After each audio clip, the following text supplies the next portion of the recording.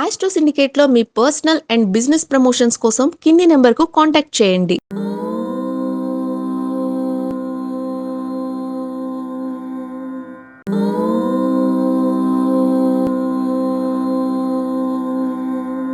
గురుగారు, ఈ 2026 ఫిబ్రవరి 17వ తేదీన సూర్యగ్రహణం ప్లస్ పంచగ్రహ కూటమి. ఈ సూర్యగ్రహణం అనేది 100 ఏళ్ళకి ఒకసారి వస్తూ ఉంటుంది అని అంటారు. అయితే దీనివల్ల ఏ రాశుల వారికి ఏ విధంగా ఉండబోతుంది? వాళ్ళు ఎలాంటి పరిహారాలు చేసుకుంటే మంచిదంటారు? అంటే లేని గ్రహణాన్ని గురించి ఎలాంటి ప్రశ్న ధైర్యంగా అడుగుతున్నారు. 100 సంవత్సరాల తర్వాత వస్తున్నటువంటి అడుగుతున్నారు. ఎవడు చెప్తున్నాడు ఈ గ్రహణం ఉందని? ఫిబ్రవరి 17వ తేదీ గ్రహణం అని ఎవడు చెప్పాడు? నాకు అర్థం కాలేదు. ఆల్రెడీ నేను థియేటర్ గారికి చెప్పాను విషయం, వీడియో చేసి పంపించాను. అయినా మీరు ఇదే ప్రశ్న మళ్ళీ అడుగుతున్నారు.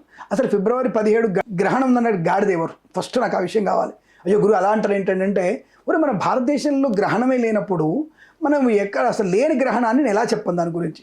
నా సూర్యగ్రహణమో నా చంద్రగ్రహణం లేదు, ఇంకా చంద్రగ్రహణం అంటున్నారు. పోనీ ఎక్కడుందండి అంటే, మన భారతీయులు ఎక్కడైతే ఉన్నారో వాళ్ళకి చెప్పడానికి మనకు అవకాశం ఉంది. ఒక్కటి నీ వల్ల పుణ్యం ఏంటమ్మా అంటే, మన భారతీయులు కొన్ని దేశాలు ఉన్నారు కదా పాపం, ఆ దేశాల వాళ్ళకి మీ ప్రశ్న సమాధానంగా ఉపయోగపడుతుంది. దాన్ని సంతోషపడ్డానమ్మయ్యా, మంచి ప్రశ్న అడిగిందని. అంటే ఫిబ్రవరి 17వ తేదీ మన భారతదేశానికి గ్రహణం లేదు. అసలు ఏ గ్రహణం లేదు మనకి ఇప్పుడు. మార్చి 3వ తారీఖు గ్రహణం తప్ప మధ్యలో మన గ్రహణం లేదు, చంద్రగ్రహణం లేదు, సూర్యగ్రహణం లేదు. మరి ఎక్కడ ఉందండి ఇది అంటే, అంటార్కిటికా ఖండంలో అక్కడ దేశంలో ఉంది. నమీబియా, జింబాంబే, అట్లాగే మనకి సౌత్ ఆఫ్రికా, తర్వాత అమెరికాలో కొంతవరకు అమెరికా ప్రాంతంలో, ఇటు ప్రాంతాలు తప్ప మన వైపు అయితే మనకి ఎట్టి పరిస్థితుల్లో గ్రహణం ఛాయ లేదు, గ్రహణం లేదు. లేని గ్రహణం కోసం నేను తపస్సు చేస్తా, నేను యాగాలు చేస్తా, యజ్ఞాలు చేస్తా అంటే చేయించుకొని పోయేదే ఉంది. డబ్బు ఉంది, నీకు 100 కోట్లు ఉన్నాయి, ఓ 50 లక్షలు పెట్టి నువ్వు యజ్ఞం చేయించుకో చేస్తాను పంతులు గారి దగ్గరికి వెళ్ళి వద్దనోడు. దానికి కాదు కదా. ఇప్పుడు ప్రత్యక్షంగా గ్రహణం ఇలాంటివి చెప్పడం వల్ల ఏంటంటే నాస్తికవాదులు పెరిగిపోయారు. చూశారా, మీ దగ్గర డబ్బులు సంపాదించడానికి లేని గ్రహణాన్ని మీకు అంటగట్టి యాగం చేస్తాను, డబ్బులు తీసుకుంటానని చెప్పేసి వ్యక్తులు ఉంటారు కొంది. అలాంటి మాటలు ఎందుకు పడాలి నువ్వు? అంత కక్కుర్తి ఎందుకు నీకు? ఎక్కడో అమెరికాలో గ్రహణం ఉంటే నువ్వు ఇక్కడ పూజలు చేయడం ఎందుకు? ఎక్కడో గ్రహణం అమెరికాలో ఉంటే ఇక్కడ నువ్వు గర్భవతులు జాగ్రత్తలు ఉండడం ఎందుకు? ఇవన్నీ కూడా అన్ని పాటించే కాదు. ఇంకా దాంట్లో ఏ రాశుల వారికి బాగుంది అని ప్రశ్న మీద ఒకటి వెటకారంగా, అది వెటకారం కాదండి, నిజంగానే అడుగుతున్నానంటే మరి నాకు వెటకారంగా కనపడుతుంది. అది లేని గ్రహణాన్ని గురించి ఎలా అడుగుతున్నా విషయం నాకు అర్థం కావాలి కదా. మాకు చాలా కామెంట్స్ రూపంలో వచ్చినాయి. మేబీ మీరు అన్నట్టు ఇతర దేశాల్లో ఉన్న వాళ్ళు ఏమన్నా కామెంట్ చేసి ఉంటారు. ఇప్పుడు నేనంటే అలా చేస్తారు కరెక్టే. ఎవరైనా చెప్పు ఉండాలిగా, పలానా గ్రహణం ఈ పాటికి ఉంటామా మేము 1 మంత్ ముందే మీకు అన్ని ఇన్ఫర్మేషన్ ఇస్తాం మేము. అంటే గ్రహణం ఉంది పలాంటి జాతకం చెప్పి కనీసం 15 days అని ఇస్తాగా. రేపు 10 రోజుల్లో గ్రహణం పెట్టుకొని ఇప్పుడు మనం ఎలా చెప్తున్నాం అంటే, అందుకే అడిగాను మీరు అంటారు. ఇప్పుడు నేను మీరు అడిగే ప్రశ్న కరెక్టే. అంటే మీరు అన్నట్టుగా కామెంట్స్ ఎవరైనా అడిగి ఉంటారు మిమ్మల్ని, దాని ప్రభావం ఉంటుందా? పాప అమ్మాయి కుంభరాశి కావచ్చు, మీన రాశి కావచ్చు, అలాంటి వాళ్ళకి ఏమన్నా ప్రభావం ఉంటుందా అని అడిగితే మేబీ వాళ్ళకి చెప్పే అవకాశం ఉంటుంది.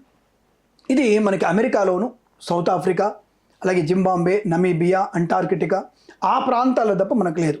అది కూడా వాళ్ళకి ఏంటిది, చంద్రగ్రహణం అనేది వాళ్ళకి 3:46కే స్టార్ట్ అవుతుంది అక్కడ. అది ఆ 3:46కి ప్రారంభమైంది, మనకి రాత్రి వరకు ఉంటుంది. సో ఆ గ్రహణం అనేది, కాబట్టి ఆ గ్రహణ ఛాయ అనేది మన మీద ఎక్కడ లేదు కనుక పాటించక్కర్లేదు. బట్ ఆ ప్రాంతంలో మన వాళ్ళు ఎవరైనా ఉంటే మాత్రం దాన్ని పాటించే ప్రయత్నం చేయవచ్చును. అది కూడా మీకు చంద్రగ్రహణం అయితే రాత్రి కనపడుతుంది, సూర్యగ్రహణం మధ్యాహ్నం ఉంటుంది, 8 వరకు ఉండదు. కాబట్టి అక్కడ ఏ గ్రహణం అనుకున్నా 3:57 తర్వాత నుంచే మీరు పాటించే ప్రయత్నం చేయాలి. అది ధనిష్ట, శతభిష నక్షత్ర కుంభరాశి వారికి, అలాగే పంచమ స్థానమైనటువంటి మిథున రాశి వారికి, తర్వాత సప్తమ స్థానమైనటువంటి సింహరాశి వారికి దీని ఎఫెక్ట్ ఎక్కువ ఉంటుంది. ఏ రాశి అయినటువంటిది మనకి మకరము, మీన రాశి వారికి కూడా ఈ ఎఫెక్ట్ ఎక్కువ ఉంటుంది. కాబట్టి అక్కడ ఉన్నటువంటి వ్యక్తులు మన వాళ్ళు ఉంటే జాగ్రత్తలు పాటించే ప్రయత్నం, గర్భిణీస్ కూడా అప్రమత్తంగా ఉండే ప్రయత్నం చేస్తే మంచిది. ఉదయం వరకు అంటే సూర్యోదయం నుంచి సూర్యాస్తమయం తినకపోతే మంచిది. బట్ గర్భిణీ స్త్రీలు, అక్కడ ఉన్నటువంటి గర్భిణీ స్త్రీలు ఎక్కడ south Africa, Antarctica, Namibia, Zimbabwe అక్కడ ఉన్నటువంటి వ్యక్తులు అవుతున్నారో అక్కడ వాళ్ళకి మాత్రమే గర్భిణీ స్త్రీలు గ్రహణానికి 2 గంటల ముందు ఏదైనా నీటి లాంటి జల పదార్థం తింటే సరిపోతుంది. మళ్ళీ గ్రహణ మోక్షానంతరం మీరు భోజనం చేయవద్దు, దానికి ఇబ్బంది లేదన్న విషయాన్ని గమనించండి. బట్ ఈ రాష్ట్రాల వారికి, అక్కడున్న వారికి మాత్రమే భారతదేశంలో ఈ గ్రహణం కనపడే సూచన లేదు. గ్రహణ నియమాలు పాటించవలసిన అవసరం లేదు.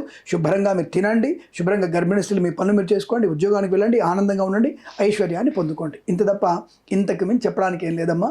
మనకి గ్రహణం లేదు కాక లేదు. ఓకే ఓకే గురుగారు, ఓకే, ధన్యవాదాలు గురుగారు. శుభమస్తు. విన్నారు కదండి, సూర్యగ్రహణం అనేది అసలు లేనే లేదు అని చెప్పేసి మన కిరణ్ శర్మ గారు గురువు గారు కళాఖండిగా చెప్పేశారు. సో ఎవరైనా ఇతర దేశాల్లో ఉంటే వాళ్ళైతే గురువుగారు చెప్పినట్టు అవన్నీ పాటించండి. మీ ఒపీనియన్ ఏంటో ఈ కామెంట్స్ రూపంలో తెలపండి. అంతవరకు సెలవు. ధన్యవాదాలు.